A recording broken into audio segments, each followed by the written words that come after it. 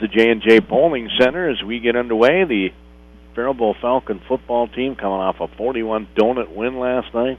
Yeah, my. That was a good game last night, and especially at the beginning when we're out there tailgating to get started for everybody, and they really enjoyed coming out and having the burgers and hot dogs and jerk chicken tacos and fries, tots, whatever.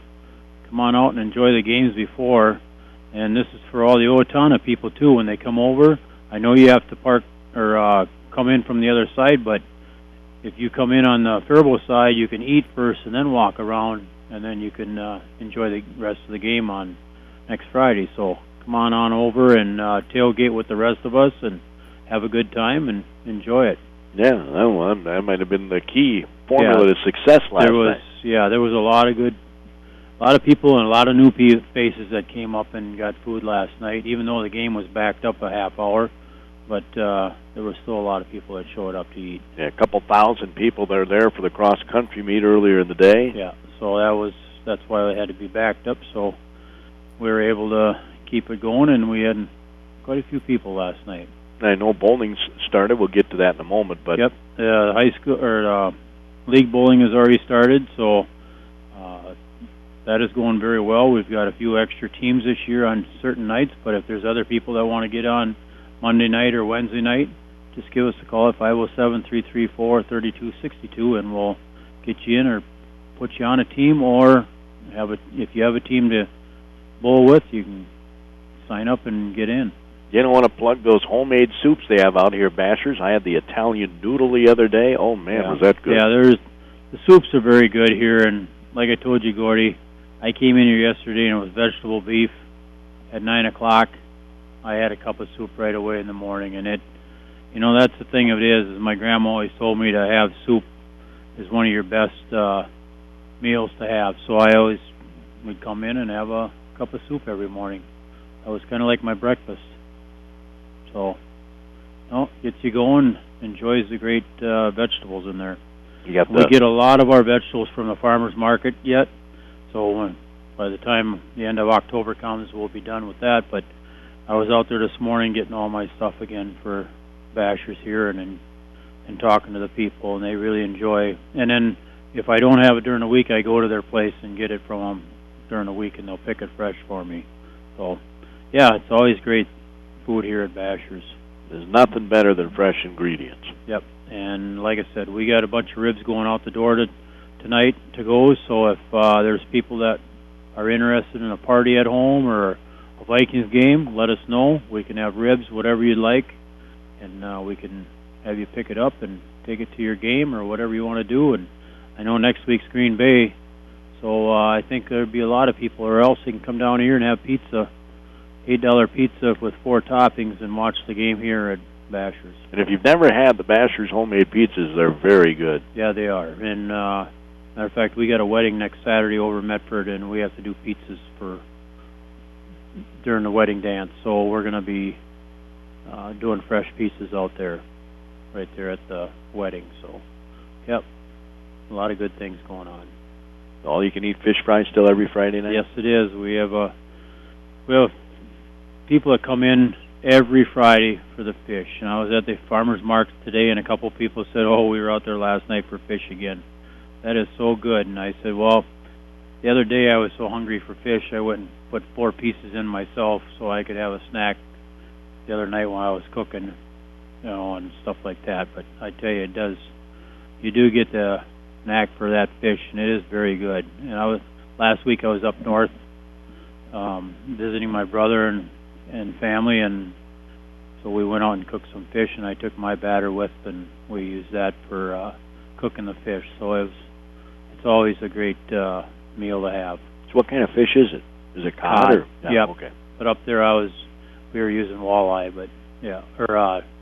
walleye we were using. So, but no, it's very good batter we have for here at Bashers, and makes the fish taste very well. Don't forget tonight's steak night, flat iron steaks. Flat iron, sirloin, whatever you like it.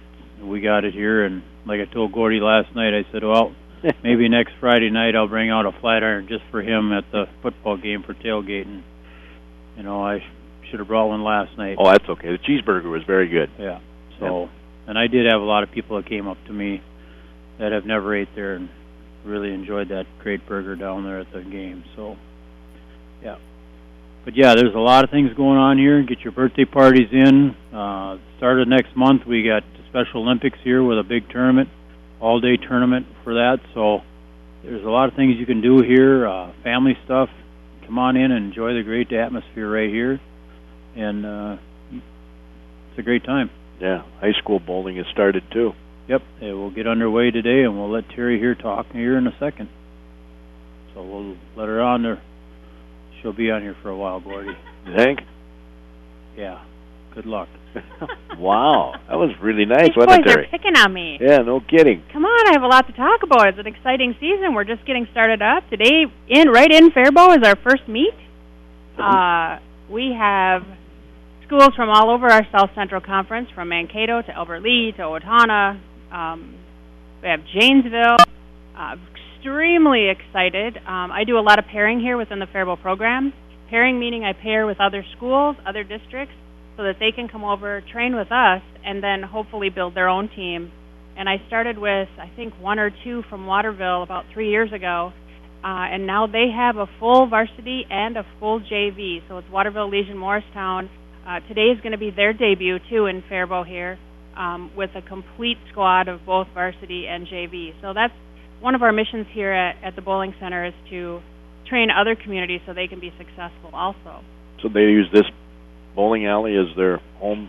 They do. lane? They bounce between here and it's called Hoot Lanes in Waterville. Okay. Hoot Lanes is a smaller center of 6, but they come over here and train 2 or 3 days a week, and then they train a couple days a week over there. And their mission is to, eventually be able to be over there more and build more in their community. And so, no one on the end of this radio knows how much Jerry gives, and he gives all the time to more than just one community. Yeah. I mean, it's all surrounding our region here. So, yeah, so it's very exciting. He's helping to build that program by allowing them to come over and be part of our program. So, very, very cool. I was talking to Jerry earlier, and I think he said you had 60 kids out? Yeah, it's crazy. It's a really good group of kids. I said, we have 4th graders bowling with seniors in our group, but we have such good role models within this program. I try to be a really good life coach to teach them how to be good role models, and there's just no goofing off. I mean, there is some goofing off because kids are going to be kids, but it's just fun goofing off. Everyone really enjoys kind of nicknaming and kidding each other, and that's what it's all about, because I was out there 2 days ago with the kids, and there were a group of 75-year-old youngsters who were bowling, and they were so excited that they could see 4th graders, and yet they were still bowling as 75-year-olds. This sport will last a lifetime. Oh, sure. And that's what's so cool about it. Mr. Gillen's how old? He's in the... Still bowling. 8, I think, is 86 or 87, and he's still bowling. And he comes out here to watch the ladies on Tuesday, so very, very exciting. Yeah. So, and we have another really strong Faribault varsity team this year, and we have 4 JV teams. All very exciting to see how things are building. We have 2 additional programs that we're starting. We're starting a Tuesday after school league and that's for ages like 10 to 18. But if the parents want to talk to me about it, it's a little bit transitional where they have to have a little bit of a game, but that doesn't mean we can't get them there if they want to bowl Tuesday afternoons. I wouldn't suggest bringing a 3 or 5-year-old to Tuesday afternoons, but at 10, 11, 9, 10, 11, we can work with them on Tuesdays. And that's from 4 to about 5:30.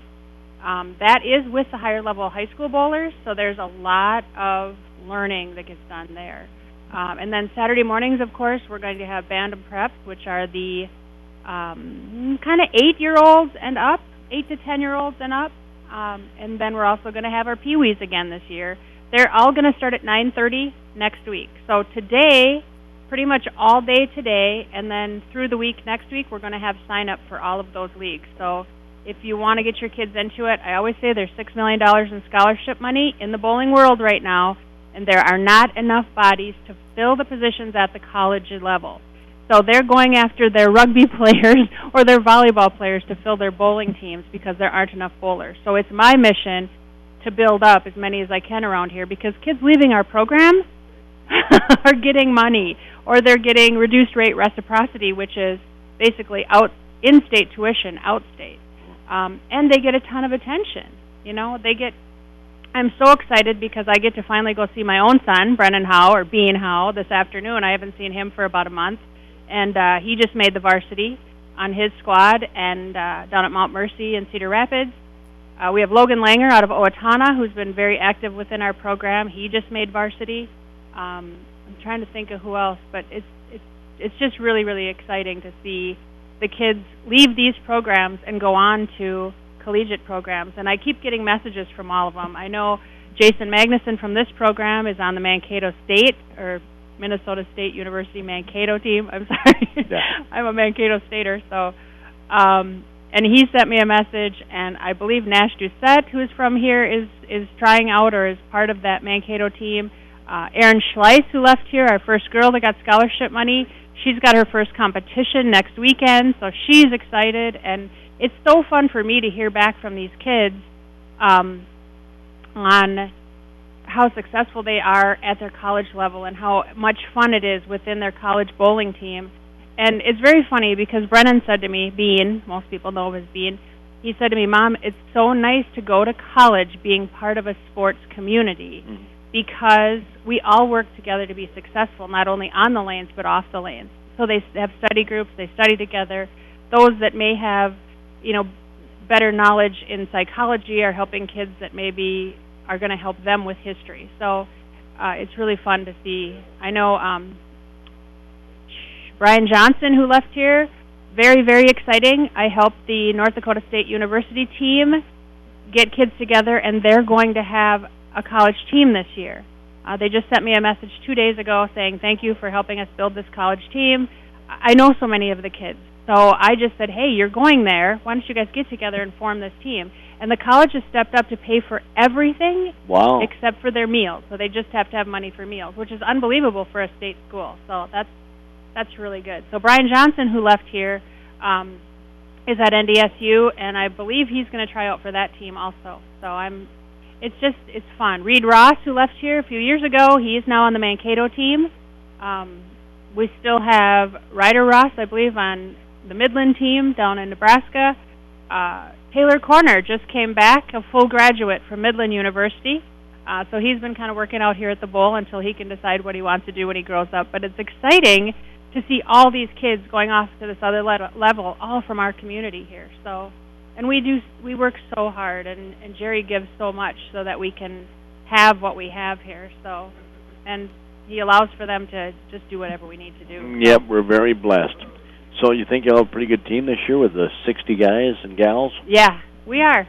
We're going to have, I called it a transitional team, and we weren't really sure because we lost, 13 seniors last year. Yeah. But we have 3 seniors back. We have Briley Howe, Ren Ross, and Tyler Henze, all very, very strong. Kyle Bauer has now stepped up to be on varsity, who is very, very strong and been in our program since, a youth bowler. We have 3 alternates who are going to be kind of working their way, depending on what their stats are, onto the full varsity, and that's Mara Schmidt, who has also been in our program since she was young, Emmy Benway, who has really stepped up as a exceptional young athlete, and we actually have a 7th grader as an alternate on varsity, who is Tyler Henze's little brother, Adam Henze, who Riley has nicknamed the Strike Fest.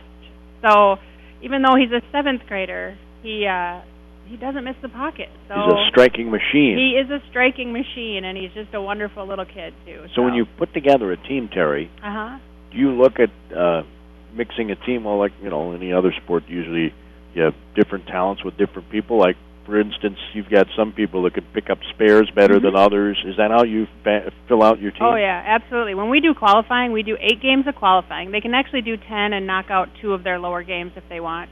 And then we do skill drills. And the skill drills is, I might tell them, I might say you need to hit the 10 board or the 20 board. And then if they're a little bit on, it's a score of 0 to 2.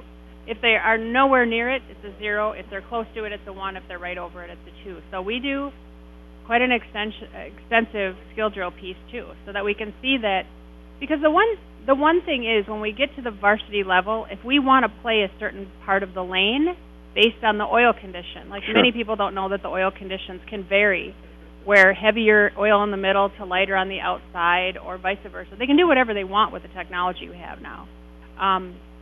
But if we want to play a certain part of the lane, yeah, the choice would definitely be taking someone who can hit a certain target more so than someone who can maybe just strike, right, and get lucky. So, yeah, we try to really pick the kids that work hard, and, yeah. I just but wondered there's about so that. many kids. I mean, we have 2 full teams underneath those 7 kids that could be on varsity. That's how strong this program is. And I just keep working with them. I was just working with 4th graders out on the lanes before I came in here, and I'm expecting those 4th graders to be in our program and just as strong as these seniors are in another few years. So I enjoy what I do, and I'm very lucky that I get to do what I do. So. What time's that meet start today? Today the meet starts at noon. I would say come a little early because it is get a little bit packed, but the varsity and then our junior varsity, which is our 4th through 6th graders, bowl all at the same time at noon, and then our JV across the house at, I believe they start at 2:30. So. And you can eat, of course, here at Bashers, if you come a little early before the meet, too. Absolutely, and or eat after. And just like you said before, the pizzas are phenomenal, and they always run specials during the tournaments for us, too. And, yeah, there isn't a bad meal to have here. So. Yeah. Hey, thanks, Terry. Thank you very much. Appreciate it. Ned Lewis is going to pop in here, the head coach of the Faribault Falcons. I only got to talk to you briefly after the game last night, Ned, but man, oh man, Henry Sanchez was all over the place. Yeah, it was a great win for our kids. It was something so positive for them. They went through so many struggles last year on and off the field, more off the field, and I'm so happy for them that, they had a tough loss last week against Mayo. Looking at the film, we had some great opportunity. So, they got a little down, but came back with a great effort. And like you said, Henry and 3 guys I'd like to mention right now were in that horrible car wreck last year, life-changing event. Henry Sanchez last night on defense in the first half. He didn't play in the second. But had a great first half. He broke his hip in that accident and has had a long road of recovery. And I'm so happy for him that he gets to go out and play again. And he played well both weeks. And next, Chase Ernst. Chase Ernst didn't leave the field in the first half. He's a two-way monster for us at tight end and D-end. Played a great game on defense. And then offensively had a great catch down to the, I believe, 2 or 3 yard line. I said he was going to get a little grief from his teammates. Yeah, and he got caught, and Cody got caught. They're taking touchdowns away from Cade Hart. But the third individual I'd like to talk about is Alex Lindsay. He's a kid who the doctors, he can't play football. He can't play football, and it absolutely broke his heart. But what that kid did he ran with it, and he hasn't missed a practice this year. He helps Coach Frank with the offensive line at every practice, stays as positive. I mean, he stays so positive, and he's just as much part of this team as anybody that's on that field. So, Alex handled this adversity with class, and what a great character, great kid, and he'd love to be on that field more than anything else, but he's just as much part of this team as anybody else, and it was a great team win last night. I believe we got in about 63 guys, and that's hard to do in high school football. I know. I was amazed. And the young kids we played in the second half, they were good. Pitched the shutout. Sometimes when you do have a shutout going, in years past, you play some young kids, and the other team still has their starters in, and they score a touchdown or 2 late in the game. But last night, Red Wings still had some starters in, and our young kids preserved the shutout. Great defensive performance last night by Faribault. And this is going to really benefit those youngsters, because you play a lot of seniors, you start a lot of seniors, and Dylan Barco looked very good. That touchdown pass, beautiful, tight spiral. Perfect. Yeah, Dylan can throw the ball. Dylan can throw the ball, and we're going to mix that in this year.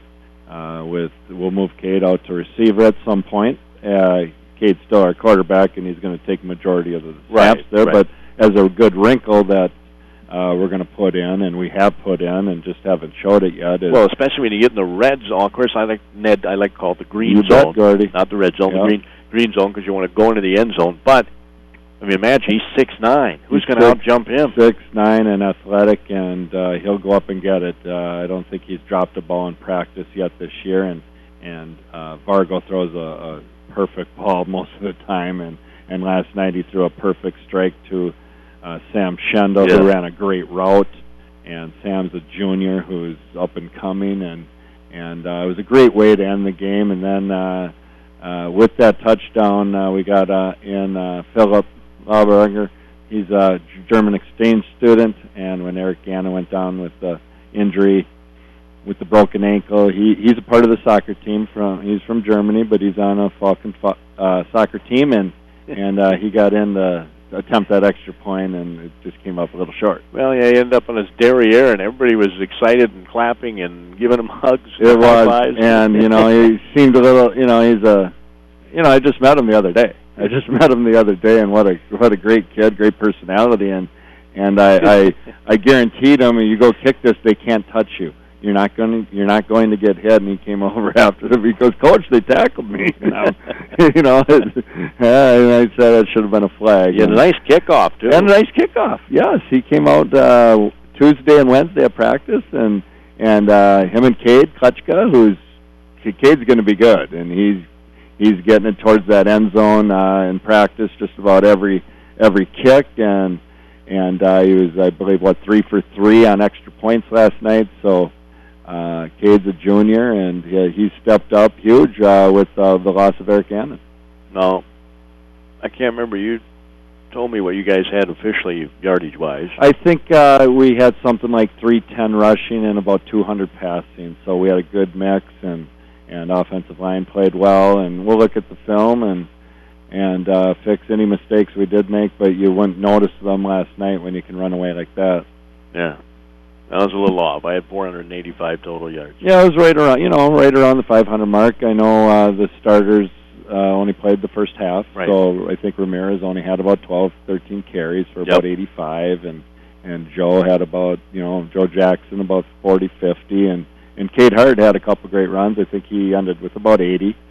So a long run by Stapleton was called back. And Burke Almendinger also had a long one called back. Yeah. So I think that was about 50 yards too. So I think we got about 9 ball carriers last night, and all of them performed well. You talked about the Mayo loss being big plays by Mayo. You had big plays last night. Yeah, and that's a huge thing in high school sports. The big play can be huge for you. And last week, Mayo got them, and we didn't. And last night we were able to get some nice big plays on some third and longs, and it just goes a long way, and it's a backbreaker. It's a backbreaker for the other team when somebody gets a big play, and we found that out last week, and this week we were on the right side of it. Well, our State Farm Insurance Agents Faribault Players of the Game, we named the entire offensive line. I mean, how can you not when you rush for over 300 yards? Yep, they much improved from a week ago, and I think you also wanted Sanchez as maybe your defensive player of the game. Yes, he was. and him, and the whole defense as a unit.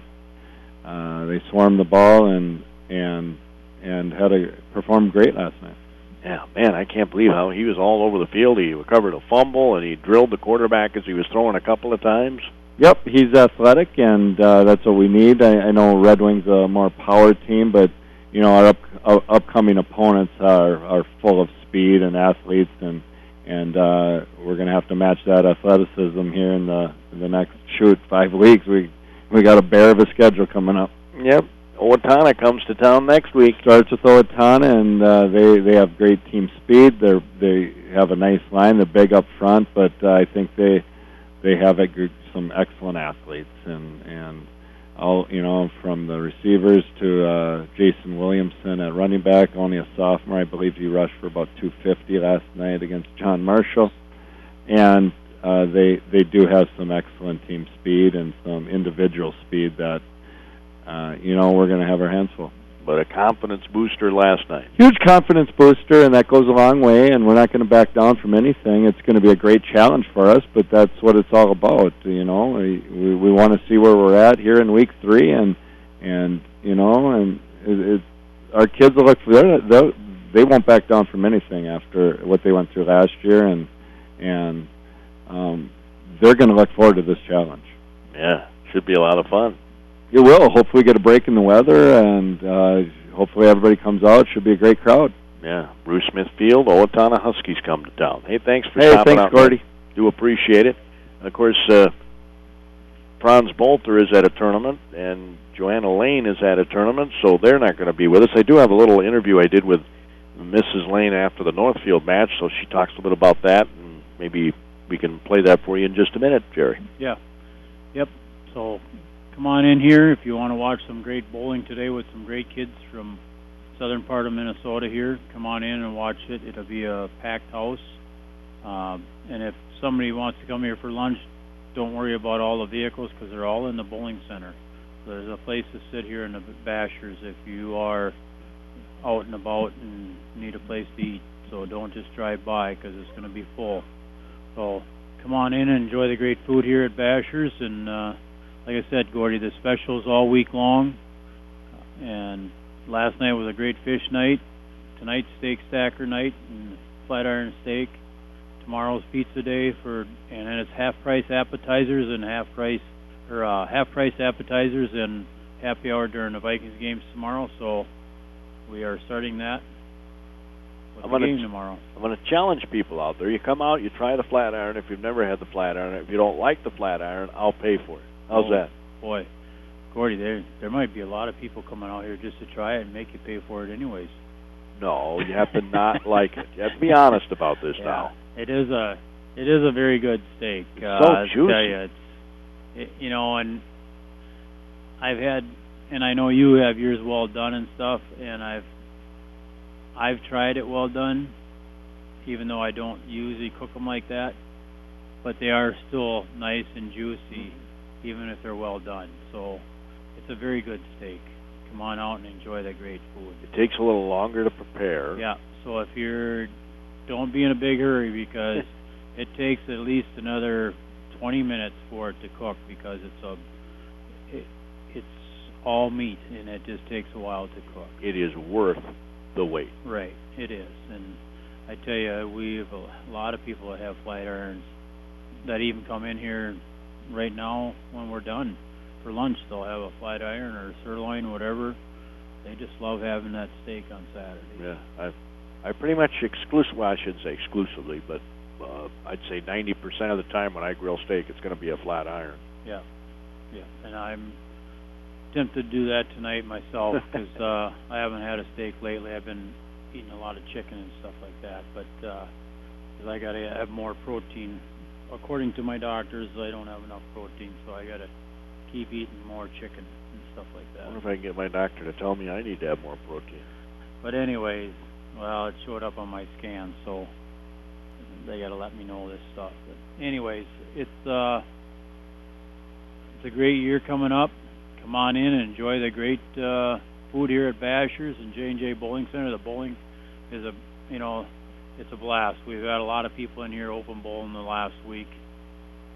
It's just a lot of fun, and a lot of them were family members. And like I always say, families that bowl together stay together. So it's a good time. And remember, tomorrow, Vikings' first regular season game on the road, a noon kickoff.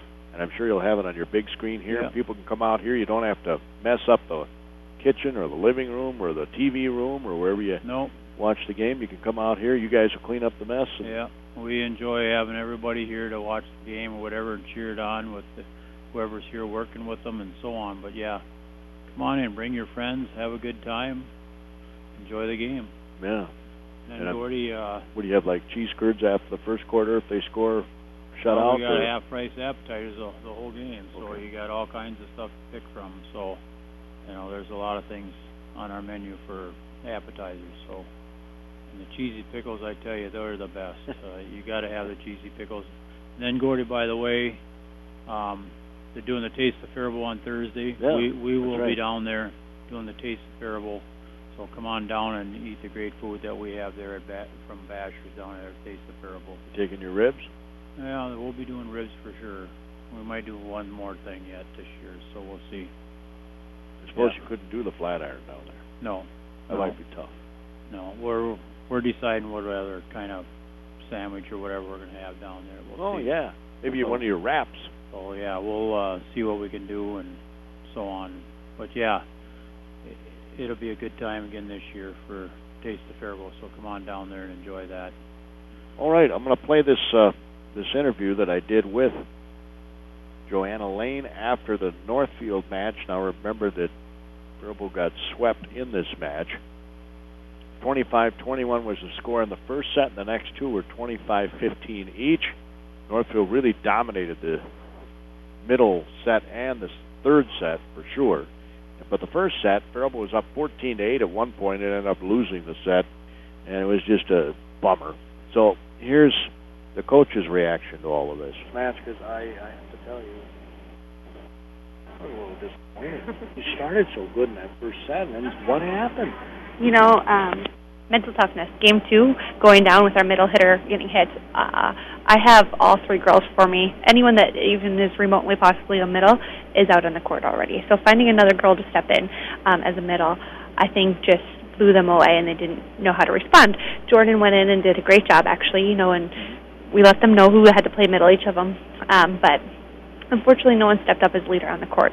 No one took that role and said, okay, I can do this. I can step up and fill in this position. And when you have someone go down hurt, you have to do that. You have to do that. And, you know, almost any other position that gets hurt, we could fill it in. But middle, we're just short program-wide in middle hitters also. Well, I was impressed with the Raiders. I'm sure you were, too. They put up a very good block. There's not a senior on that team. Yep, they're a young team, but a good team. They know how to play in chaos and how to control balls, and they actually use those balls to advantage and get hits off of them, whereas we were sending way too many free balls over when we got chaos. And we were causing our own chaos instead of using your words and communicating, which was very frustrating. I do with 9 service errors. From girls that I said, you can't afford to make those kind of service errors. And the different points in the game, once a team gets over 20, in practice we go for that. Service errors and hitting errors are not allowed. Be smart. Be controlled. Yeah. So you still got some stuff to work on. Now, I will say, not making excuses for your team, only had one match. They had 3 coming in tonight. Yep. You know, I was definitely disappointed with games 2 and 3. I thought, you know, I sat one of our starters game 1 for missing practice, unexcused practice. So I thought, you know, game 2, here we go. We've got all of our lineup back in, and they just didn't show up tonight. They weren't mentally tough out on the court. There were times where they looked disinterested. I don't know if you thought that too, Coach. You might have heard my timeout. I asked them if they were paying for jail time. I said, you look like you're out in prison out there. You look like someone is forcing you to be on that court. Do you want to be here? Is this fun? You are choosing to be here. And they, oh, yeah, you know, and then they kind of rallied back and picked it back up a little bit. This group of girls needs to learn how to let their hair down and how to have fun out on the court. They look too much for encouragement from somebody else instead of enjoying things on their own. They don't know how to have fun. Yeah, well, you got to have fun. In any sport, you've got to have fun. Heck, in life, you got to have fun, or you're not going to, you know, have much success. Right, Jerry? That's right. It's the only thing you can do, and enjoy your fun and your sports that you're in, and hopefully you do what you want to do when you're in it. Because chances are, you know, not a lot of kids get to play college sports. No.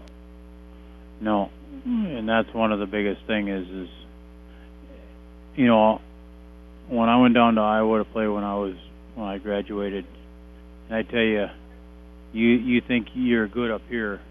When you start getting some of those people from Indiana and Ohio and all that coming and playing with you, you look at them and you say, wow, I thought I was good, but they're really good. So, but their weather's a lot different than ours, so that's why they play a lot more. But I tell you, it was a good learning experience. Oh. Well, thanks, Jerry. Yep. Certainly appreciate it. All right, we'll see you next week. Half-price appetizers during the Viking game tomorrow. Yep. come on in and enjoy Cheesy that. pickles. Yeah, they're very good. So come on in and enjoy that. So that sounds good. Cheesy pickles. Yeah. Thanks, Jerry. All right, see ya. Appreciate it very much. Again, Owatonna next week. That will be on Power 96. Of course, we'll also have the BA game on KDHL next week. They travel to the Moat to play Kenyon-Wanamingo. So we'll have both of the high school football teams from town on the airwaves next week, with BA at Kenyon-Wanamingo on KDHL and the Falcons hosting Owatonna on Power 96. Also on Tuesday, I'll be heading to Winona to bring you the Falcon volleyball match. That's a long haul. That's the reason we're doing it. We're thinking, not a lot of people can make that trip, so we'll have it on the radio. That'll be on Power 96 on Tuesday night. And on Thursday night, it's the rematch. That's right, the rematch. The Faribault Bethlehem Academy Cardinals, the Waterville Elysian Morristown Buccaneers. They played for the state championship last fall. They will have their rematch in Waterville. I believe that's this Thursday, if I remember right. In any event, that'll be on the radio, too. So we're looking forward to a great week of some more high school athletics to come your way. Of course, right after I sign off here, I'll be heading up to Carleton College. They have their home opener on this defeat of Jesse James Day's weekend in Northfield. And St. Olaf has their home opener. They're going to be christening their brand-new artificial turf. Yep, their first game on their artificial turf. They host Luther College, the Norse. I wonder if the superintendent of the Faribault Public Schools, Todd Sesker, will be there. He's a Luther grad. He played football at Luther. I would guess he'd be up there watching that game. And you'll hear Roy Koenig, Mark Gelly, do an excellent job bringing you the call beginning at 12:30 this afternoon here on KDHL as Ole football hits the airwaves. I'll get underway at 12:30 as well on Power 96. I believe we're going to be visiting with their strength and conditioning coach on the Coaches Show. I think that should be a very interesting interview. Then we'll roll into our pregame, and then Carleton Night Football. They host Lake Forest College. They've only played 7 times in their history, and the last time they played, it was a thriller a few years back. So we're looking forward to a good non-conference football game on Power 96 as well, again beginning with our coverage at 12:30 this afternoon. Should be a glorious day weather-wise for these college football games. Till next week, this is Gordie Kosfeld. Have a super week.